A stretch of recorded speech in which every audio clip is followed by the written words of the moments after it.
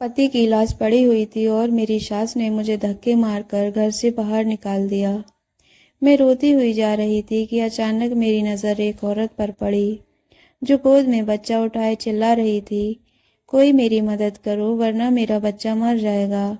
मेरे पास उस वक्त 1000 का नोट था। मैंने उसे दे दिया और वह खुशी से मुझे दुआएं देती हुई बोली, बेटी तू वापस अपने घर पर चली जा, तुझे ऐसी खुशी मिलेगी जो आज तक किसी औरत को ना मिली होगी। मैं हैरान हुई कि भला मुझे क्या मिल सकता है, पर उस औरत की बात सुनकर मैं वापस अपने ससुराल आई। जैसे ही मेरी नज़र मेरे पति की लाश पर पड़ी तो मेरे सिर पर आसमान टूट पड़ा, क्योंकि मेरे पति आज रोज से जल्दी घर आ गए थे। मैंने उनसे कहा, जल्दी से नहा लो, तब तक मैं खाना लगा देती हूँ। मैं और मेरी सास खाना खा चुके थे, सिर्फ मेरे पति ही बाकी थे। मैं किचन में गई और जल्दी से फ्रिज खोली तो दोपहर की बची हुई सब्जी थी। मैंने जल्दी से गर्म किया और साथ में ताज़ी रोटियां भी बना लीं।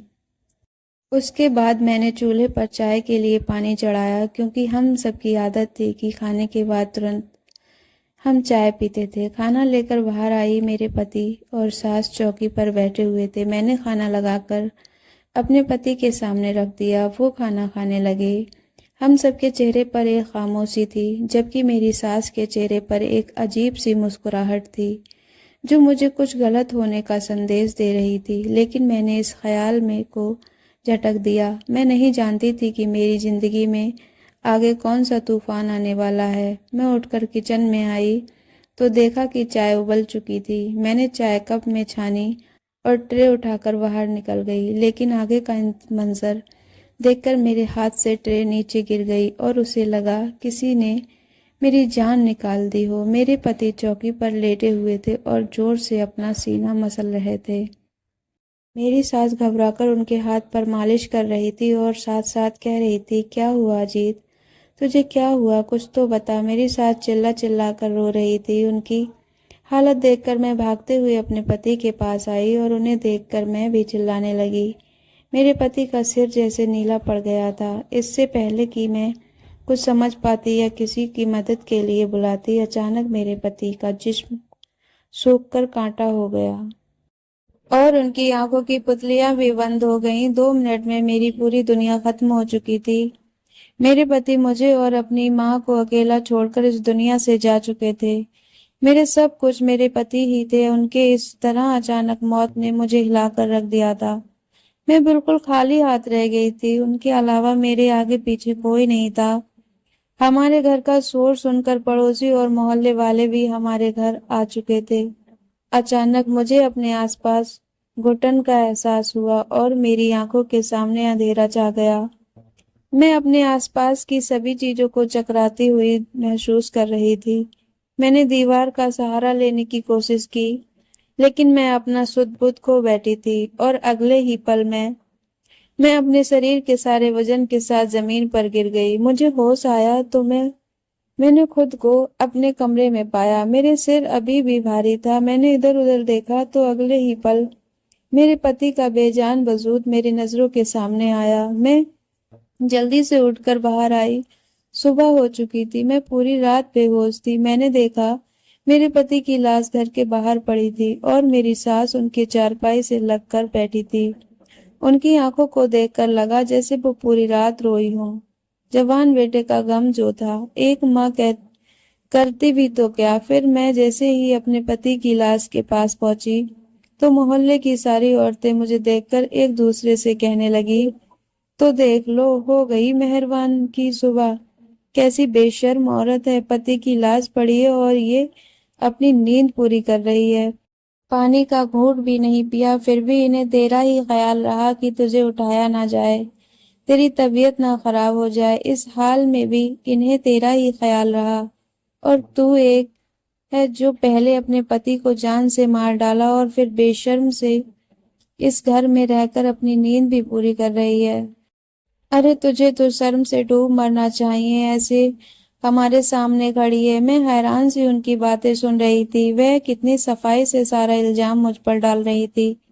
मैं इसी सोच में थी। फिर मैं अपने पति के पास जाने लगी। चारपाई तक पहुंची ही थी कि मुझे लगा जैसे मेरा बाल कोई खींच रहा है। मैंने जैसे ही मुड़कर पीछे की तरफ देखा तो मेरी सास मेरे बाल मुट्ठी में पकड़कर खींच रही थी। उन्होंने मुझे किसी अछूत की तरह खुद से दूर फेंका। मैं जाकर दरवाजे के पास गिरी। अपने आप को किसी तरह संभालते हुए मैं फिर से चारपाई के पास जाने लगी। तभी मेरी सास मेरे तरफ आई और उन्होंने एक जोरदार थप्पड़ मेरे मुंह पर दे मारा। मेरा मुंह लाल हो गया, गाल सूज गया और होठ फट गया। खून बहने लगा। अभी भी मैं ठीक से संभल नहीं पाई थी कि उनकी बातों ने मेरे पैरों तले जमीन खींच ली। वो कह रही थी, मेरी नजरों के सामने से दूर हो जा। तुम मेरे बेटे की कातिल हो। तुमने मेरे बेटे को मार दिया, उसकी जान ले ली। जब से मेरे बेटे की जिंदगी में आई है, उसकी जिंदगी नरक से भी बदतर बना दी है। फिर भी तेरे कलेजे में ठंडक नहीं पड़ी कि तूने उसकी जान ले ली। मैंने उनके आगे हाथ जोड़कर कहा, मैंने कुछ नहीं किया है, मैंने उनकी जान नहीं ली। मैं ऐसा क्यों करूंगी भला? वह मेरे पति हैं, आप मुझे उनके पास जाने से क्यों रोक रही हैं? लेकिन मेरी सास पर मेरी किसी बात का असर नहीं हुआ। उन्होंने मुझे बाजू से पकड़कर गेट के पास ले जाकर धक्के मारकर मुझे घर से बाहर निकाल दिया। मेरे ऊपर विपत्ति का पहाड़ टूट पड़ा। एक तो पति से जुदाई और दूसरा घर से बेघर हो गई थी। मैं गेट के साथ लगकर रोने लगी। मैं काफी देर तक वहीं पर खड़ी रही, लेकिन अंदर वाले सब पत्थर दिल हो चुके थे। मैं टूटे हुए दिल के साथ सड़क पर चलने लगी। मेरा और कोई ठिकाना नहीं था। जाती तो कहाँ जाती। अचानक मुझे एक औरत की आवाज सुनाई दी। वह कह रही थी, भगवान के नाम पर कोई मेरी मदद करो, मेरा बच्चा 2 दिन से भूखा है। कोई तो मेरी मदद करो, कोई तो मुझ पर रहम करो। मैंने देखा, मेरी साड़ी के आंचल में बांधने के वक्त मेरे पास 1000 के नोट थे। मैंने वह नोट उस औरत को दे दिया। उसकी बात सुनकर मैंने घबराकर इधर उधर देखा तो मैं अपने घर से बहुत दूर निकल आई थी। उस औरत ने कहा, भगवान तुम्हारा भला करे, तेरी सारी मुश्किलें आसान हो, तू सदा खुशी रहे। तू ऐसे सड़क पर मत चल, अपने घर चली जा। मैंने कहा, मेरा कोई घर नहीं है, मैं बेसहारा हूँ। उसने कहा, तू बेसहारा नहीं है, जा तू अपने घर चली जा, तेरे घर तेरा इंतजार कर रहा है। तेरे पास तो सब कुछ है, फिर क्यों सड़क की खाक छान रही है? तू तो मलिका है, जा अपना घर संभाल। अपने घर जा, वहां तुझे ऐसी खुशी मिलेगी जो तूने कभी सपने में भी नहीं सोचा होगा। मैं बड़ी हैरान हुई कि उस घर में तो मेरे जवान पति की मौत हो गई थी। हालात के आगे मजबूर होकर मैं अपने घर की तरफ जा रही थी और सोच रही थी, जाकर देखूं तो सही कौन सी खुशी मिलने वाली है। और खुशी नहीं भी मिली तो एक बार फिर से मैं अपनी सास के पैरों में गिर जाऊंगी। हो सकता है कि उनको मुझ में रहम आ जाए और वह आखिरी बार मुझे अपने पति से मिलने दे। इतने में मैं घर के दरवाजे तक आ चुकी थी। मैंने देखा, दरवाजा अंदर से बंद नहीं था। मैंने धड़कते दिल के साथ घर का दरवाजा खोला, पर दरवाजा खोलते ही सामने का मंजर देखकर मैं ठिठक गई। मेरा पूरा शरीर कांप आने लगा, क्योंकि मेरा नाम रोशनी है। मैं एक छोटे से शहर में रहती हूँ। मेरे साथ मेरे पति और मेरी सास रहते हैं। अभी मेरी उम्र 25 साल है। ये बात उस वक्त की है जब मैं 21 साल की थी और शहर के सबसे अच्छे कॉलेज में पढ़ा करती थी। मुझे पढ़ाई में कुछ खास दिलचस्पी नहीं थी, लेकिन पापा की सख्ती की वजह से मजबूरी में पढ़ रही थी। मेरे पिता एक मशहूर बिजनेसमैन थे, लेकिन उनका रवैया हमारे प्रति शुरू से ही काफी सख्त था। मैंने अपनी पूरी जिंदगी में उन्हें कभी मुस्कुराते हुए नहीं देखा था। वह हर वक्त गुस्से में रहते थे। ऐसा नहीं था कि इसकी कोई वजह थी, वह स्वभाव से ही ऐसे थे। मैं उनकी इकलौती बेटी थी, लेकिन फिर भी उन्होंने मुझे कभी प्यार से बात नहीं की। वह मेरी हर छोटी सी बड़ी बात जरूरत से ज्यादा ख्याल रखते थे, लेकिन मैं उनके गुस्से से परेशान थी। मैं और मेरी माँ हमेशा खुद को उनके सामने झुका हुआ महसूस करते थे और इस बात का ख्याल रखते थे कि कोई भी बात उनकी मर्जी के खिलाफ ना हो। मेरी माँ भी पढ़ी लिखी औरत थी। मेरे पापा के रवैये ने मुझे अपने घर वालों से दूर कर दिया था। हद से ज्यादा सख्ती भी इंसान को अपने से दूर करती है। मेरे साथ भी कुछ ऐसा ही करते थे और इस बात का ख्याल रखते थे कि कोई भी बात उनकी मर्जी के खिलाफ ना हो। मेरी माँ भी पढ़ी लिखी और औरत थी। मेरे पापा के रवैये ने मुझे अपने घर वालों से दूर कर दिया था। हद से ज्यादा सख्ती भी इंसान को अपने से दूर करती है। मेरे साथ भी कुछ ऐसा ही हुआ था। उस दिन जब मैं कॉलेज से घर आई तो मेरे पापा के बिजनेसमैन पार्टनर अपनी फैमिली के साथ हमारे ड्राइंग रूम में बैठे हुए थे। मैंने खाना खाया और सो गई। शाम को सोकर उठी तो माँ ने बताया कि तुम्हारे पापा ने तुम्हारी शादी एक बिजनेसमैन पार्टनर के बेटे आशुतोष से तय कर दी है और अगले कुछ दिनों में तुम्हारी सगाई होने वाली है। उनकी बातें सुनकर मुझे ऐसा लगा कि किसी ने मेरे तन बदन में आग लगा दी हो।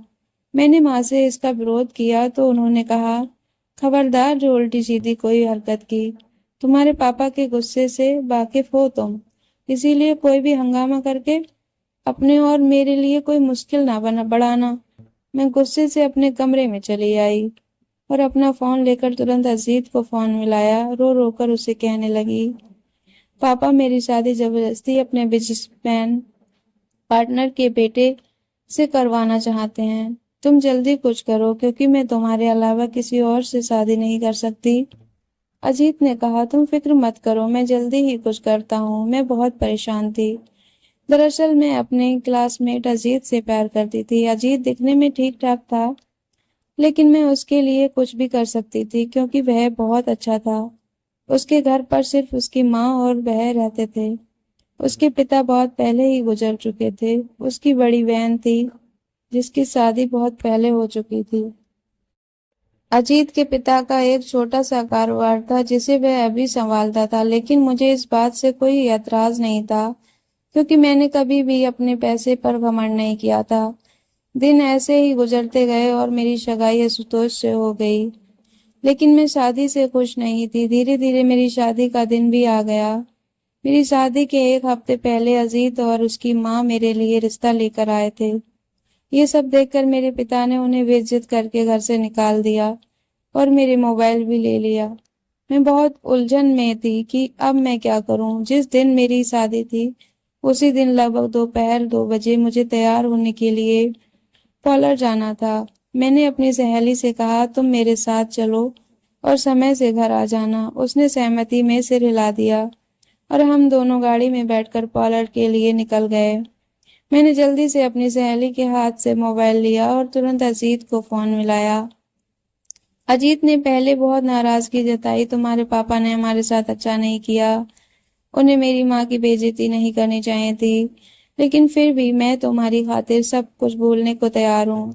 मैंने कहा, अब हमारे पास एक ही रास्ता है कि हम दोनों भागकर कोर्ट मैरिज कर लें। मैं पार्लर में हूँ, तुम आज आओ, मुझे लेकर चले जाओ, हम आज ही कोर्ट मैरिज कर लेते हैं। अजीत ने कहा, क्या ये सब ठीक होगा? मैंने कहा, सब ठीक हो जाएगा। मैं उनकी इकलौती बेटी हूँ, धीरे धीरे वो सब कुछ भूलकर मुझे अपना लेंगे। अजीत ने कहा, ठीक है, मैं तुम्हारे पार्लर के आसपास ही खड़ा रहूंगा। पार्लर के बाहर पहुंचते ही मैं ड्राइवर को बहाने से घर भेज दिया और कहा कि मेरे लहंगे का मैचिंग दुपट्टा घर पर ही छूट गया है। ड्राइवर के जाने के बाद मैंने तुरंत अजीत को फोन मिलाया और उसे बुलाया। वह अगले ही पल मेरे पास आ गया। मैंने अपने दोस्त को सब कुछ समझा दिया और उसके बाद मैं अजीत के साथ चली गई। हम दोनों ने मंदिर में जाकर शादी की और उसके बाद मैं अजीत की दुल्हन बनकर उसके घर आ गई। मुझे ये नहीं पता था कि मैंने ये कदम उठाकर कितनी बड़ी गलती की थी। मेरे घर वालों को मेरे लापता होने की खबर मिलते ही घर में कयामत आ गई। मेरे पापा मुझे जान से मारने के लिए निकले, लेकिन माँ ने उन्हें समझा बुझाकर शांत किया। मेरी शादी को 6 महीने हो गए थे। धीरे धीरे अजीत का रवैया भी मेरे प्रति अजीब होता जा रहा था। मैं उनके रवैये के बारे में पूछना चाहती थी, फिर सोचा हो सकता है काम का प्रेशर ज्यादा हो इसीलिए परेशान हो। उस दिन भी हर रोज की तरह अजीत नाश्ता करके अपने काम पर चले गए थे। पीछे से मैंने अपने सारे काम निपटाए और सुकून से बैठ गई क्योंकि अब मेरे पति को घर रात को ही आना था। कुछ देर बाद मैंने दोपहर का खाना बनाया और फिर मैंने और मेरी सास ने खाना खाया। खाना खाने के बाद मैं अपने कमरे में जाकर आराम करने लगी। तभी मेरे कानों में मेरे पति की बाइक की आवाज सुनाई दी। मुझे बड़ी हैरत हुई कि वह आज इतनी जल्दी कैसे आ गए। मैंने जाकर देखा तो मेरी सास बाहर आकर बैठी थी। उन्होंने अजीत से घर जल्दी आने की वजह पूछी तो अजीत ने कहा आज कॉलेज की भी छुट्टी थी और दफ्तर में भी कुछ खास काम नहीं था, इसीलिए जल्दी आ गया। मैंने अपने पति को खाना निकाल कर दिया और उसके बाद किचन में चाय लेने गई।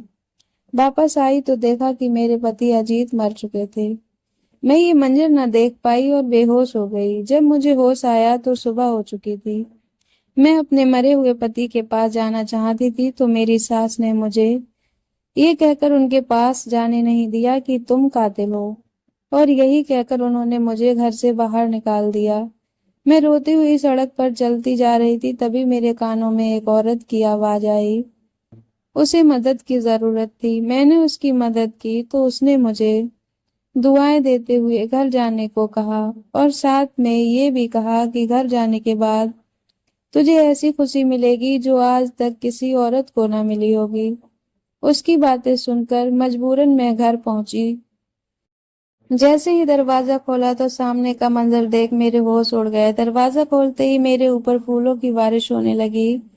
गुलाब की ताजा पत्तियां मेरे ऊपर गिरती जा रही थी। मैंने नजर उठाकर देखा तो मेरे पति की लाश गायब थी और साथ ही सारे लोग भी गायब थे। घर को फूलों से सजाया गया था। फूलों से दरवाजे से लेकर अंदर तक पहुंचने का रास्ता बनाया गया था। ये सब देखकर मैं बड़ी हैरान हुई कि ये क्या है। मातम वाला घर, यहाँ तो मातम होना चाहिए था। मेरे पति की लाश कहाँ गई, मेरी सास कहाँ गई, मुझे कुछ समझ नहीं आ रहा था। मैं उन फूलों की पत्तियों में गुजरते हुए घर के अंदर गई। मेरी सास के कमरे से बातें करने की आवाज आ रही थी। अंदर से आने वाली आवाज सुनकर मुझे अपने कानों पर यकीन नहीं हुआ।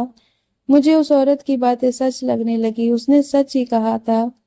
मैं बेसहारा नहीं हूँ बल्कि भोली और कम अक्ल हूँ। मेरी नाक के नीचे इतनी घिनौनी साजिश रची गई, लेकिन मैं बेखबर रही। कैसे मोहब्बत की आड़ में मेरे साथ इतना गंदा खेल खेला गया। मेरी सास मेरे पति से कह रही थी सारी तैयारी हो गई है, तुम जाकर उसे कहीं से भी ढूंढ कर लाओ।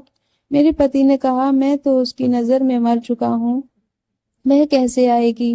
मेरी सास ने कहा वह बहुत भोली है, तुम उसके सामने कोई बहाना कर देना, जैसे कि मैं बेहोश हो गया या कुछ और किसी की कीमत पर उसको वापस लेकर आओ। तुम जानते हो ना जिस मकसद के लिए तुमने उससे शादी की थी वह अब जाकर पूरा हुआ है। अब उसे ऐसे तो नहीं जाने दे सकते। कितना इंतजार किया था मैंने इस दिन का। मैं कितनी खुश हुई थी जब तूने मुझे आकर बताया कि तुमने बहुत अमीर लड़की को अपने जाल में फंसा लिया है। लेकिन मुझे क्या पता था कि उसका खड़ूस बाप इतना सख्त होगा। जब तुम दोनों भाग गए तो मैं यही समझी कि वह अपनी इकलौती औलाद को माफ कर देगा, लेकिन नहीं, उसके बाप ने तो सारा प्लान ही चौपट कर दिया। और इसको देखो, लैला कहानी की तरह तुम्हारे से चिपक कर बैठ गई। मैंने तो तुम्हारी मौत का ड्रामा इसलिए रचाया था कि उसे पर इल्जाम लगाकर उसे घर से निकाल दूंगी, क्योंकि उसके मायके से तो एक फूटी कौड़ी भी नहीं मिलनी थी।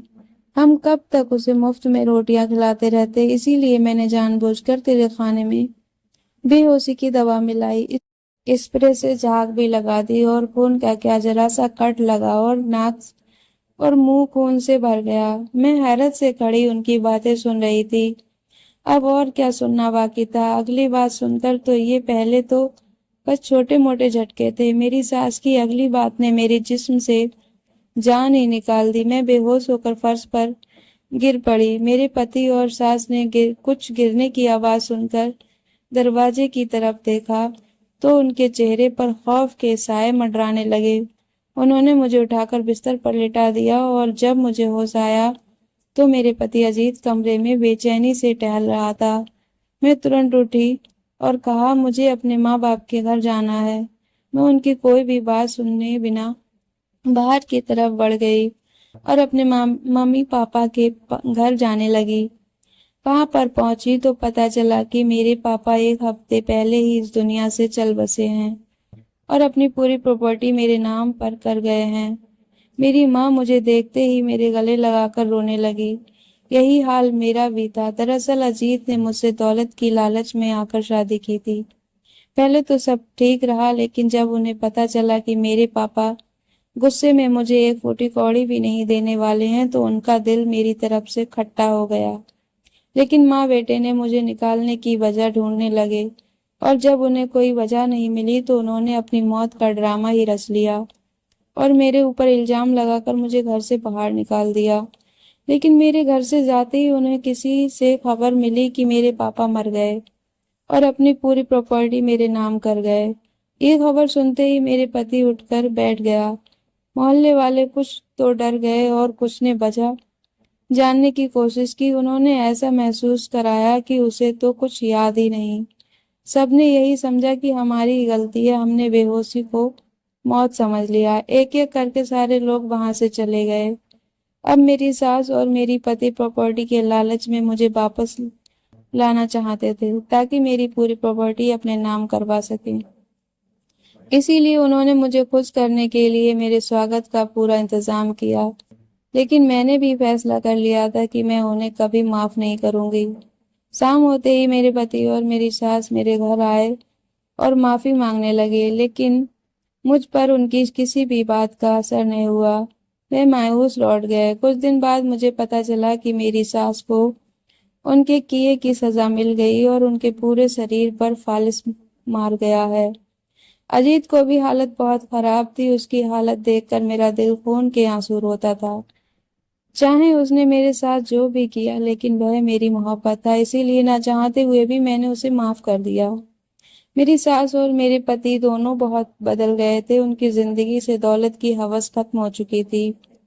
2 साल बाद भगवान ने मुझे एक खूबसूरत बेटा दिया और हंसी खुशी अपनी जिंदगी जी रही थी। दौलत की लालच इंसान का अंधा कर देती है। वह संभल तो जाता है, मगर ठोकर लगने के बाद।